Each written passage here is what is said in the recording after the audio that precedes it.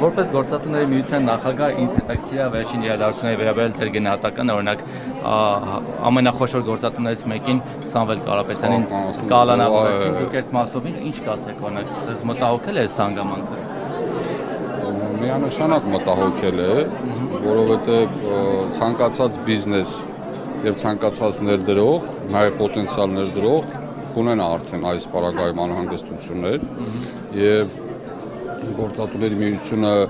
լինելով իհարկե ապաքաղաքական կառույց, նաեւ մենք չենք փորձում որևէ քաղաքական երանգ այստեղ հաղորդել, բայց մենք միանշանակ ասում ենք, որ գործարարի եւ քաղաքականության միջեւ պետք է ընդգծված լինի սահմանազատում, այսինքն մարդը կամ քաղաքականությամբ պետք է զբաղվի կամ գործարարությամբ։ Ես չեմ իմանում կոնկրետ ինչ կա այստեղ քաղաքական երանգ ինչ է եղել, բայց որ գործարարի հետ կապված նման երևույթները բոլոր ոչ միայն ինձ են մտահոգում, այլ բոլոր գործարարները մտահոգում։ Մենք տեսանք, որ Սամվել Կարապետյանը քաղաքականությամբ չի զբաղվում, համենայն դեպս չի հայտարարել, բայց եկեղեցու մասով հայտարարություն արեց, ասաց մեզ կանգնած եմ եկեղեցու կողքին, աջակցեց եւ դա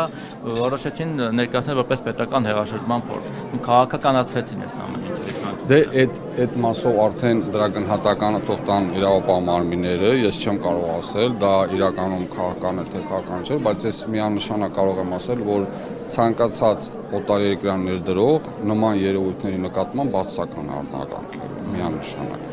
Այսինքն այստեղ խնդիրը նա է, որ մենք պետք է խնդրին նայենք ոչ թե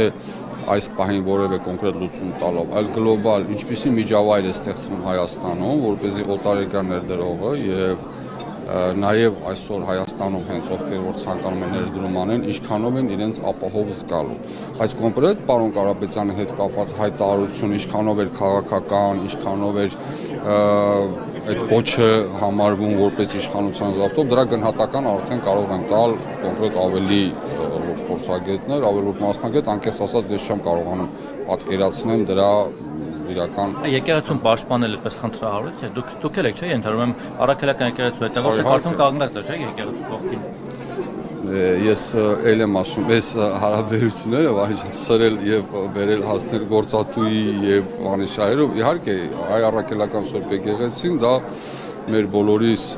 պատմական հենասյուներից եւ այսօր հենասյուներից մեկն է եւ այստեղ ես չեմ կարծում, որ ընդհարումը հայ առաքելական եկեղեցու է, այստեղ ընդհարում կա կոնկրետ կառավարության եւ կոնկրետ վեհապարի, հա, իրենց։ Բայց դուք դա նորմալ է գնահատում այդ պրիզմայով։ Տվասում եմ վերջո խորքում ավելի շատ եկեղեցուն են հարվածելու։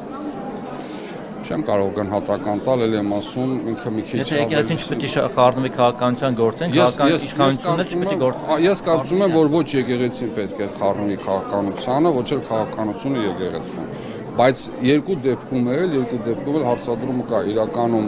բարձրացված հարցերը, դրանք պետք է ըստ իրենց գործող կանոնների, չգիտեմ ես, անկեղծ չգիտեմ եկեղեցու կանոնները, ոնց ըստ իրենց կանոնների պետք է դրանք բարձրաբանվեն եւ եթե հնչեցում է, որ որևէ մեկը խախտել է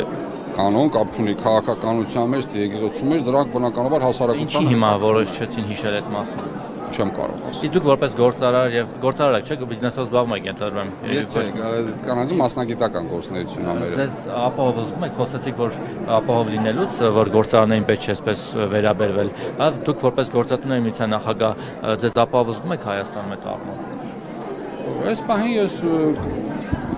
քաղաքականությունը որ չեմ զբաղվում, իմ համար այնց անշարժ ապրում։ Չէ, անշարժ չեմ կարող ասեմ, ապրում, որտեղ չեմ կարող շփվեմ, չէ, հանգիստ անդար չէ, բայց գործարարների համար էլ եմ ասում, ինքը կարա լինի բոլոր դեպքերում խնդրահարույց։ Սա պետք է նաև որոշակի շրջանակներում պարզաբանումներ տրվի, որոշակի շրջանով, որպեսզի հանրությունը պարզաբանի իրականում շատ անհանգստացնող մտահոգիչ երևույթ էր միանշանակ։